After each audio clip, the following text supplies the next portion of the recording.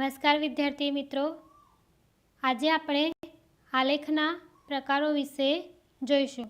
તમારે પરીક્ષામાં આ પ્રશ્ન 2 ગુણની અંદર માર્ચ 2018માં પૂછાઈ ચૂક્યો છે, બરાબર। તો આપણે જોઈએ આલેખના પ્રકાર। એમાં પહેલું સામયિક શ્રેણીના વલણો દર્શાવતા આલેખ, બીજું સતત આવૃત્તિ વિતરણ ધરાવતી માહિતી માટેના આલેખો, જેના પ્રકારો છે સ્તંભાલેખ, આવૃત્તિ બહુકોણ, આવૃત્તિ વક્ર અને સંચય આવૃત્તિ બહુકોણ, બરાબર।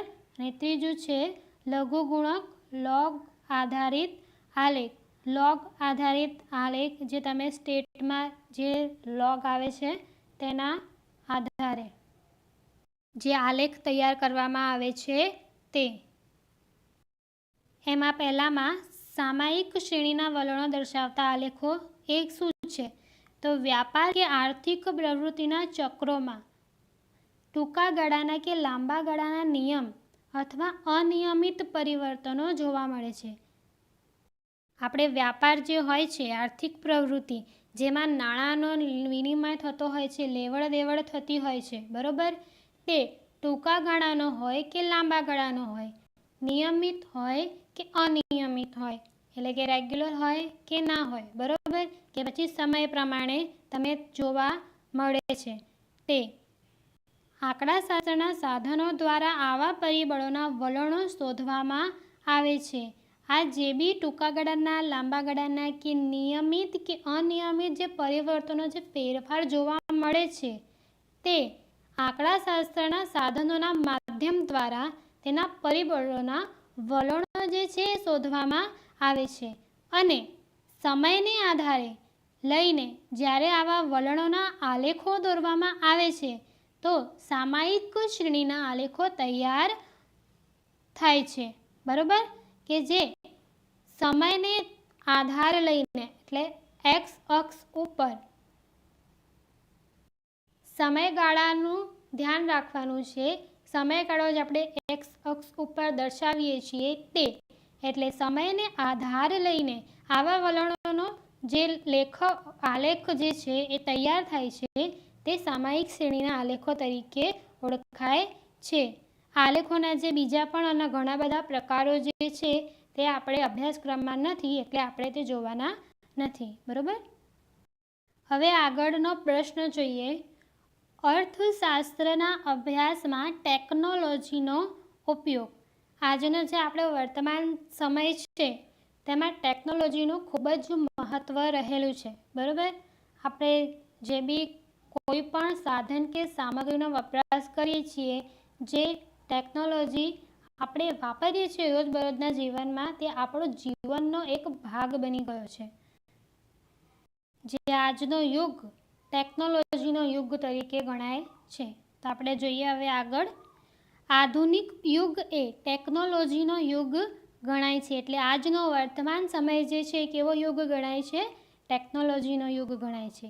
આપણે આપણા રોજિંદા જીવનમાં વધુ ને વધુ ટેકનોલોજીનો ઉપયોગ કરતા થયા છીએ। આજના જમાનામાં કોઈ પણ એવો વ્યક્તિ નહીં હોય કે ટેકનોલોજીની જાણકારી જે છે એ રાખતો નહીં હોય। કંઈ નહીં તો એની પાસે સ્માર્ટફોન તો જરૂર હશે, અને સ્માર્ટફોન જે છે કઈ રીતે વાપરવું તે પણ કોઈ શીખવાડવું પડતું નથી। નાના છોકરાઓને જોઈએ તો એમને પણ જોતાં જોતાં, ચલાવતા ચલાવતા ફોન એ જાતે જ બધી વસ્તુ શીખી લે છે, બરાબર। હવે આ ટેકનોલોજી આપણા જીવનમાં કઈ રીતે ઉપયોગી છે તે જોઈએ। એકબીજા સાથે સંપર્કમાં રહેવા, ચલચિત્રોની ટિકિટો બુક કરાવવા, ગીતો સાંભળવા, ડ્રાઇવિંગ કરતી વખતે રસ્તો શોધવા, વસ્તુઓ ખરીદવા, બિલો ભરવા વગેરે માટે ટેકનોલોજીનો ઉપયોગ કરીએ છીએ। આજના રોજબરોજના જીવનમાં જે છે એકબીજા સાથે સંપર્કમાં, હવે તો લેટેસ્ટ વર્ઝન ચાલ્યું છે કે વિડીયો કોલિંગ, એટલે ડાયરેક્ટ તમે ફેસ ટુ ફેસ પણ વાત કરી શકો છો। ચલચિત્રોની ટિકિટો બુક કરાવવા, તમે ઘરે બેઠા તમામ પ્રકારની જે ટિકિટો જે છે એ ઘરે બેસીને જ બુક કરાવી શકો છો। ગીતો સાંભળી શકો છો, બરાબર. ગૂગલ મેપ દ્વારા રસ્તાઓ શોધી શકો છો. પછી વસ્તુઓ ખરીદો છો, ઓનલાઈન જે તમે વસ્તુ ઓર્ડર કરો છો, જે ઘરે બેઠા જ તમને વસ્તુ મળી રહે છે. બિલો ભરવા કે તમે જે ઓનલાઈન પેમેન્ટ કરો છો એ ક્વિક ઝડપથી જે છે એ તમારું પેમેન્ટ થાય છે. તમે કોઈ પણ જગ્યાએ પ્રકારનું સ્થળાંતર કરવું પડતું નથી. આમ અલગ અલગ પ્રકારે દરેક લોકો જે છે ટેકનોલોજીનો ઉપયોગ કરતા જ હોય છે, બરાબર. હવે આપણે ટેકનોલોજી જે છે તે શિક્ષણમાં કઈ રીતે ઉપયોગી છે તે જોવાનું છે. જેમ અર્થશાસ્ત્ર જીવન જીવવાની કળા અને વિજ્ઞાન અંગેનું શાસ્ત્ર છે, બરાબર. અને માનવ જીવન દરેક સમયે બદલાતું રહે છે, માટે સામાન્ય પ્રજાએ તથા નિષ્ણાતોએ પોતાની જાતને હંમેશા નવા પરિવર્તનોથી માહિતગાર રાખવા પડે છે. અને તે માટે માનવીને ટેકનોલોજી ખૂબ મદદરૂપ સાબિત થાય છે. આજના જમાનામાં તમારે ટેકનોલોજીની જાણકારી હોવી પણ ખૂબ જ અનિવાર્ય બને છે. હવે આપણે એને ડિટેલમાં જોઈએ કે ટેકનોલોજીની જાણકારી કેવા પ્રકારની હોવી જોઈએ. તો એની અંદર જોઈએ કોમ્પ્યુટર ટેકનોલોજી. તો કોમ્પ્યુટર ટેકનોલોજી તમારે આ જે પ્રશ્ન છે, તમારે પરીક્ષાની અંદર અર્થશાસ્ત્રના અભ્યાસમાં કોમ્પ્યુટર ટેકનોલોજીની ઉપયોગિતા જણાવો.